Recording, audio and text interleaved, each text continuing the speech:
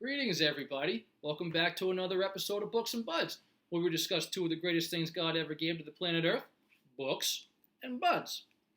So on today's episode, we're going to be discussing this wonderful book. I'm super excited to bring it to your attention.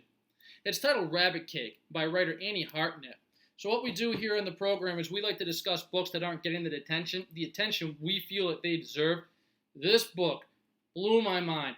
I went to her Instagram page, Annie Hartnett's, and she doesn't have that many followers. I went to her Amazon, and she doesn't have as many reviews as I felt that she deserved. So I went ahead and I clicked follow on her Instagram page. I went ahead and I left a 5-star review for her on Amazon, which is something I don't do often. I reserve that spot for books that are absolutely amazing and blow me away. So that should tell you what I actually think about this book. It's wonderful. It's why I'm so excited to bring it to your attention. Also with me today, I brought one of my new friends. This is a new strain that we're working on. We just crossed her with, this is a sour bubble crossed with Freedom 45. We got a lot of fan base reactions from this with our test run of it. People seem to really like it. So we decided to do a run of just her, and also we crossed Doctor Who with Freedom 45, and that one also received a lot of attention. People really loved it. So we did a run with just these two. So if you're a patient that is currently working with us, we'll have those two strains for you real soon.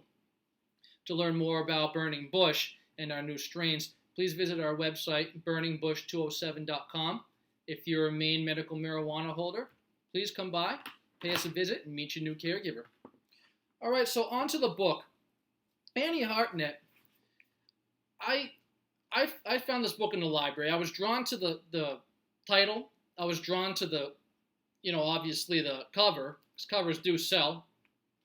And I ended up reading the back blurb, which enticed me to read further. So basically what it's about is this young girl, she's 11-year-old, Elvis, and that kind of gives you an idea of what we're dealing with here. This book was so dark, but somehow Annie managed to make it very funny as well. The girl's name is Elvis, and it's just a great lesson in writing because with a name like that, you can give so much character development, backstory between the parents, what their lives would like to name their child, their daughter, Elvis. It's very interesting, and the stuff she deals with in her social life with a name like that. So that was very funny. The book is called Rabbit Cake because the mother used to bake rabbit cake. She had a mold of a rabbit, and that's what she did to celebrate all the good times and to celebrate the successes of her children and of her family. So it became something that the girls did when their mother passed away. They kind of carried the mother's torch to kind of keep her spirit alive, so to speak, through the cakes. So the mother died because she was a sleepwalker, and she ended up drowning in the Chattahoochee River right down the street. So that kind of starts the whole story. We start finding out how this poor family, how this young girl, this young 11-year-old Elvis is gonna cope with this awful thing. So the mother was working on a book about the sleeping habits of animals because she was a sleepwalker, so that was a subject that entertained her very much.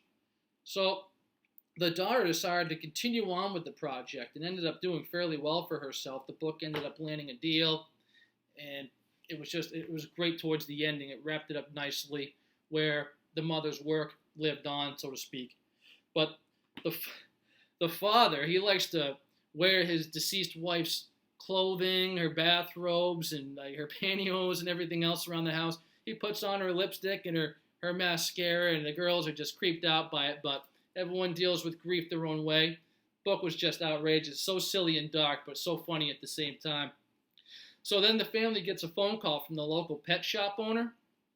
He tells them that his parrot is a spitting image of the deceased wife because every time the parrot laughs or says anything, it's in the deceased wife's book. So the husband ends up buying this thing. He's just completely enamored with this parrot, and the girls think it's creepy, and they're not as quick to receive the animal. Towards the end, they do, though, thankfully, because it's just an innocent parrot. It doesn't have anything to do with anything. But anyways, the daughter, the young one, Elvis, learns that the parrot is mimicking her deceased mother because the shopkeep owner was having an affair with the mother. So there's just a whole nice level of drama in there about that. Towards the end of the book, we learn that the mother and father had an open relationship, and they just were totally fine with. He was totally fine with her sleeping with the shopkeep. He was having an affair with other women himself.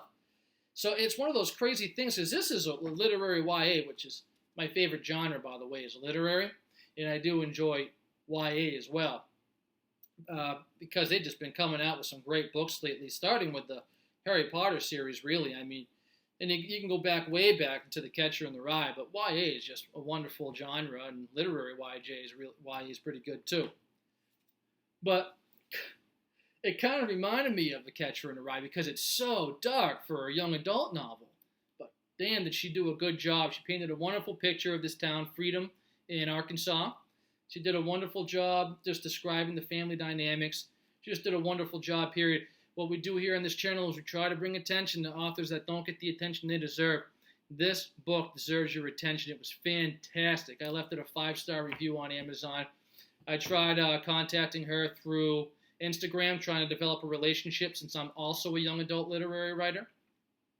But she hasn't responded to me, and that's fine, understandable. But I think you should be giving her attention because she is fantastic, and now I'm going to keep an eye out for her and see what else she comes up with, because this book was great. What did you think about it? All right, for those of you that don't speak cannabis, she said it was fantastic. That's another thing I just love about cannabis, is we just have so much in common. We both love to make people smile. We both smell fantastic, and we both have great taste in books. So if you have any interest in looking up Rabbit Cake, I'm going to be leaving a link to it in the description below. But for now, I'm going to kind of leave you with a little quote from the book that made me think. Hopefully it'll make you think too. Lizzie's Cosmopolitan magazine was wrong when it said the only way to get over someone is to get under someone new. I've learned that waiting it out is the only way to get over anyone. Now, of course, this girl's 11 years old, so she's referring to her dog. The family dog just died at the end of this book, and they were discussing getting a new puppy. They decided as a family to wait it out, let the grief do its thing, because they learned from losing their mother that it's just best to wait it out. The husband in this case decided to try to find a couple new girlfriends, and it just didn't work out. He didn't wait long enough to let his grief process work out. Now this saying has worked out for me a few times in my own life. That's one of the reasons I love books. They just make you think. Because I've heard somebody say that the best way to get over somebody is to get under somebody else. Now this, of course, was a woman that was trying to get me to sleep with her to help me get over heartbreak. I learned the hard way that it's just not that simple. The best way to get over somebody is to allow yourself the time that you need to get over them. Not sleeping with somebody, because now you got a whole new world of problems under your sleeve. I learned that the hard way.